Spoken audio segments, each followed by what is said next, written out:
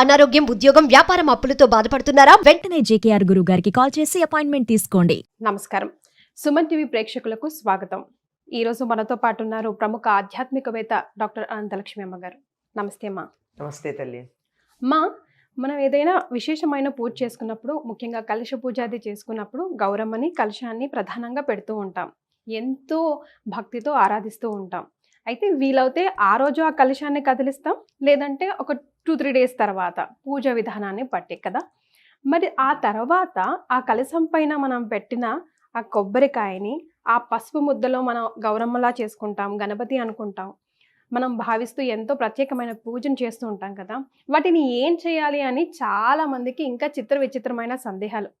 కొందరేమో అంటే మా ఇంట్లో గౌరమ్మని చేస్తే కనుక మింగేస్తాం, మా అత్తగారు నిల్చోబెట్టి దాన్ని, మేము 2 తోటికోడలు ఇక్కడ ఉంటాం, దాన్ని వాటర్తో మింగేపిస్తుంది.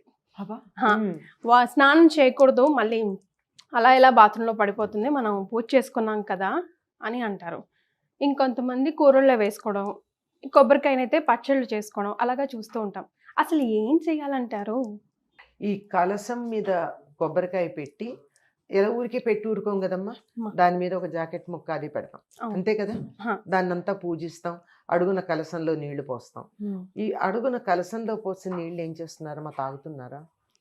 అదంటే తులసి మాతకి ఇచ్చేస్తాం నెక్స్ట్ డే. అదే అంటే తులసిలో పోయడం అన్నది అంటే ఎవరు తొక్కకుండా. ఎందుకు తులసిలోనే పోస్తాం? మిగిలిన వాటిల్లో అయితే ఎరువులు వేస్తాం, చెత్త వేస్తాం, తొక్కే అవకాశం ఉంది. తులసిని ఎవరు తొక్కరు గనక తొక్కని చోట పొయ్యాలి అనేటటువంటి ఒకనొక కారణంగా తులసి మొక్కలో పోస్తాం. అలా కాకపోతే ఏం చెయ్యాలి అంటే, ఎవరైనా అంతకన్నా మరో పద్ధతి లేదు. మరి ఈ నీరు ఎలా ఉందో పైన ఉన్న కొబ్బరికాయ కూడా అట్లాంటిదే కదా. అవును కదా. ఎవరికైనా ఉపయోగపడేటట్టే ఉండాలి. పచ్చడి చేశారనుకోండి, ఆ పచ్చడి కొంచెం మిగలచ్చు, పక్కన పడేయచ్చు. అందుకని సాధారణంగా ఏం చెప్తారంటే, ఆ కొబ్బరికాయని బ్రాహ్మణుడికి ఇచ్చేసేవాళ్ళు కొంతమంది ఉన్నారు. ఓకే. కొబ్బరికాయను బ్రాహ్మణుడికి ఇచ్చే ఊరికే ఇవ్వరు కదమ్మా, ఎలా ఇస్తారు? దాని మీద దక్షిణ పెట్టిస్తారు. అందుకని ఆ దక్షిణ పైన ఉన్నటువంటి జాకెట్ ముక్క అవన్నీ కలిపి ఇస్తారు. అట్లా కాదని ఆ జాకెట్ కుట్టించుకోవడం శుభం అని చెప్పి దాన్ని రవికెల గుడ్డతో బ్లౌజ్ కుట్టించుకుంటారు.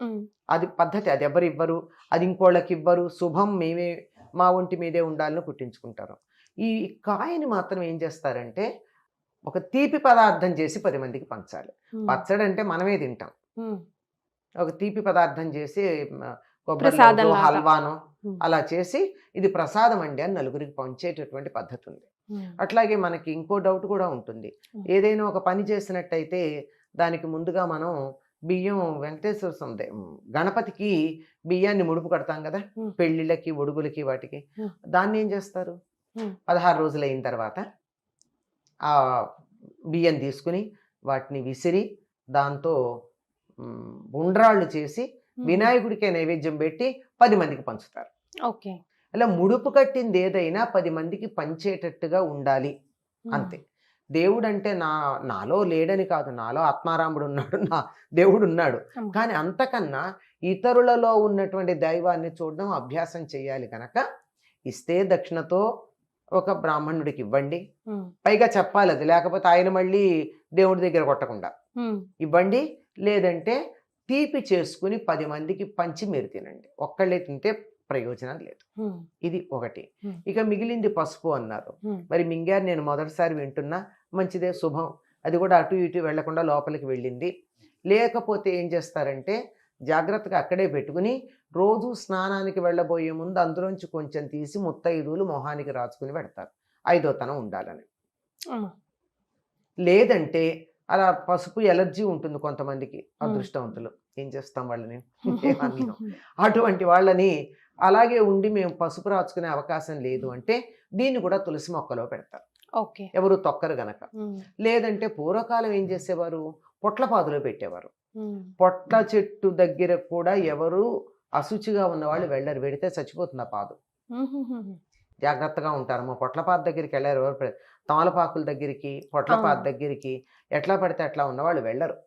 అందుకని వాటి దగ్గర పెడితే అశుచి ఉండదు గనక. పైగా వాటికి ఈ రకరకాల ఎరువులు వెయ్యరు. మంచినీళ్ళే పడతారు. అందువల్ల శుచిగా ఉంటుంది గనక అటు పెడతారు. ఇంట్లో తులసి ఉంటుంది, తులసిలో పెట్టుకోవచ్చు.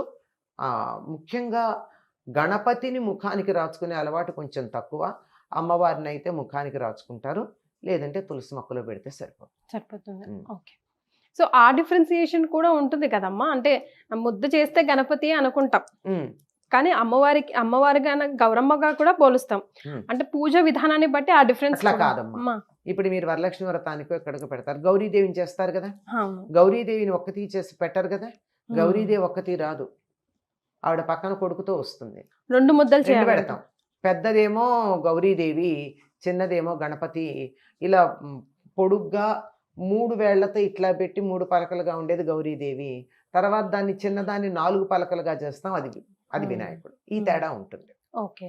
అంటే 4 ముఖాలు ఉన్నది వినాయకుడు, 3 ముఖాలు ఉన్నటువంటిది అమ్మవారు. వాటికి పసుపు పెట్టి, పసుపుతో చేస్తాం గనక కుంకుమ పెడతాము, గంధం పెడతాము, పూజిస్తాం. నిజానికి మన పూజలు ఎంత సులువైనవోనే చెప్పలేను. ఈ విగ్రహాలు కానీ, ఈ ఫోటోలు కానీ, ఈ కలశం కానీ అక్కడ అలంకారప్రాయంగానే ఉంటాయి. మనం చేసే పూజ అంతా దేనికి? ఈ పసుపు ముద్దకే. ఇదొక్కటి ఉంటే చాలు, మిగిలినవన్నీ ఉన్నా లేకపోయినా. అంటే భావన ఎంత ప్రధానమో ఆర్భాటం కన్నా అర్థం చేసుకోవాలి. ఇప్పుడు ఇదే తక్కువైపోయింది, అదే ఎక్కువైపోయింది. అదే అందుకే కదా మనకు అన్ని రకాలుగాను అక్కర్లేనివి చాలా దొరుకుతున్నాయి, కావాల్సింది ఒక్కటే దొరకట్లేదు. అంతే కదా. అంతేనమ్మా. అటువంటిది మనం అక్కడ పెట్టిన వాటిలో ఏముంటుందంటే ఆవాహన చేసాం. పూజావసానం దాకా బింబేస్మిన్ ఉండు అని చెప్పి మనం ఆవాహన చేస్తున్నాం. నేను చేసినటువంటి ఈ బింబంలో పూజ అంతా అయ్యేదాకా ఇందులో ఉండమని చెప్పి మనం ప్రాణప్రతిష్ఠ చేస్తున్నాం. అంచేత ఆ దైవం యొక్క శక్తిని తనలో నింపుకున్నటువంటిది ఆ పసుపు ముద్ద. అందువల్ల అది చాలా పవిత్రమైనది. దాన్ని ఎటు పడితే అటు పడేయకూడదు. చాలా గౌరవంగా, మర్యాదగా దైవం అన్నట్టే దాన్ని భావించి చేయాలి. చాలా సంతోషం అమ్మ, చాలా చక్కగా వివరించారు. ధన్యవాదాలు.